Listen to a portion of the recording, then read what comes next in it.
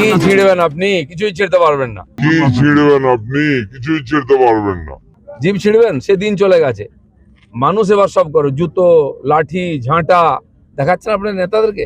এই শেষ জীবন এটাও মমতা ব্যানার্জিকে দেখতে হবে, যে পাপ করেছেন না, আর এই পাপীদের নিয়ে যে রাজত্ব চালাচ্ছেন, তার পরিণাম হচ্ছে তাকে আজকে অসম্মান সহ্য করতে হয়। এর চেয়ে দুর্ভাগ্যের কি হবে?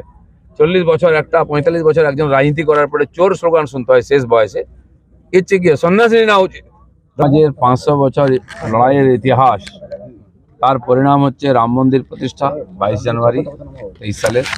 আর তারপরে প্রথম রামনবমী, রাম মন্দির প্রতিষ্ঠার পরে নিঃসন্দেহে আলাদা একটা তার আঙ্গিক আছে।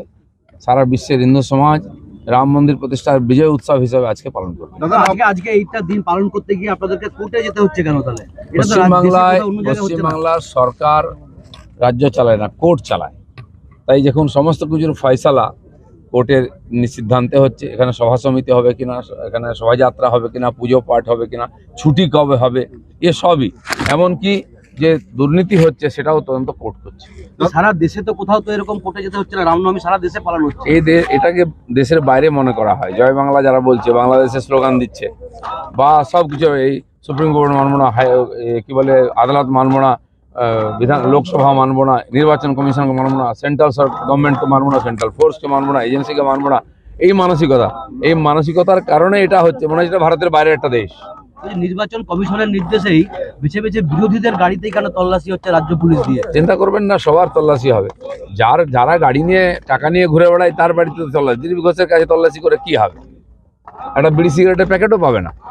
তো সেই জন্য যাদের সম্ভাবনা আছে, তাদের কাছে খবর আছে, কার কাছে টাকা আছে, টাকা নিয়ে যায়, আর সেখান থেকে তদন্ত করছে। দরকার হলে সবার, প্রধানমন্ত্রীর গাড়িও তদন্ত করতে পারে। যে অভিষেক ব্যানার্জির বিরুদ্ধে যাকে প্রার্থী করা হলো, তাকে 3 দিন এতদিন পর করা হচ্ছে কেন? এটা নিয়ে তো সমালোচনা হচ্ছে। না, কতদিন পরে করা হবে কেন, সেটা তো পার্টি ঠিক করে। 1 জুনে ওখানে ভোট আছে, 1.5 মাসের বেশি সময় আছে। আমার নাম ঘোষণা হয়েছিল, 1.5 মাস সময় ছিল। তো সেই জন্য পার্টি যথেষ্ট চিন্তা ভাবনা করে করেছে। ও প্রথমবার ওখানে লড়েছে, দ্বিতীয়বার লড়তে যাচ্ছে। ভূমিপুত্র সংগঠন দাঁড় করেছে ওখানে। রাজ্য স্তর থেকে একটা তৃণমূলের সমালোচনা করা হচ্ছে যে শুভেন্দু অধিকারী বা মিঠুন চক্রবর্তী তারা কেউ ভয়ে দাঁড়ালো না, এরকম বলা হচ্ছে কালকে। কে বলতে যাচ্ছে? শুভেন্দু দিকে দাঁড়াবে কিনা কে ঠিক করবে? মিঠুন চক্রবর্তী দাঁড়াবে কিনা কে ঠিক করবে? রাস্তার লোক ঠিক করবে। উনি ঠিক করবেন, পার্টি ঠিক করবে। পার্টি যারা ঠিক করেছে ওটাই ঠিক। দাদা, রামনবমীতে কি পুরনো ছন্দেই দিলীপ ঘোষকে অস্ত্র হাতে দেখা যাবে? পুরোনো নতুন বললেন, দিলীপ ঘোষ সবসময় একটা ছন্দেই থাকে, সেটা আপনি জানেন। এসো বলেছিলাম বলে ওদের পেট খারাপ হয়ে গেছিল। এখন পুতুল বলছে তো ভালো লাগছে। কে কার পুতুল বয়ে যাবে, তাহলে সেই পুতুলের কাছে গিয়ে হত্যা দিয়েছিলেন, ষষ্ঠাঙ্গ প্রণাম করেছিলেন, বাঁচাও বাঁচাও সাধু বাবা, কে বলেছিল?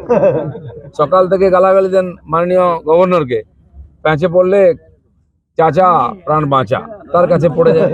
এরা হচ্ছে শক্তের ভক্ত আর নরমের জম, যে টাইট দেবে তার কাছে গড়াগড়ি দেবে। সুযোগটা ওনার আসবে, এখন না, দেরি হবে। ওটা বৃদ্ধাশ্রম হবে, জেলটা, ওখানে বাকি জীবনটা কাটাতে হবে। আরে কি ছিড়বেন আপনি? কিছুই ছিড়তে পারবেন না। জিভ ছিড়বেন, সে দিন চলে গেছে। মানুষ এবার সব করে, জুতো, লাঠি, ঝাঁটা দেখাচ্ছেন আপনার নেতাদেরকে। এই শেষ জীবন এটাও মমতা ব্যানার্জিকে দেখতে হবে, যে পাপ করেছেন না, আর এই পাপীদের নিয়ে যে রাজত্ব চালাচ্ছেন, তার পরিণাম হচ্ছে তাকে আজকে অসম্মান সহ্য করতে হয়। এর চেয়ে দুর্ভাগ্যের কি হবে? 40 বছর একটা, 45 বছর একজন রাজনীতি করার পরে চোর স্লোগান শুনতে হয় শেষ বয়সে। এর চেয়ে কি সন্ন্যাসী না উচিত? কি ছিড়বেন আপনি? কিছুই ছিড়তে পারবেন না। কি ছিড়বেন আপনি? কিছুই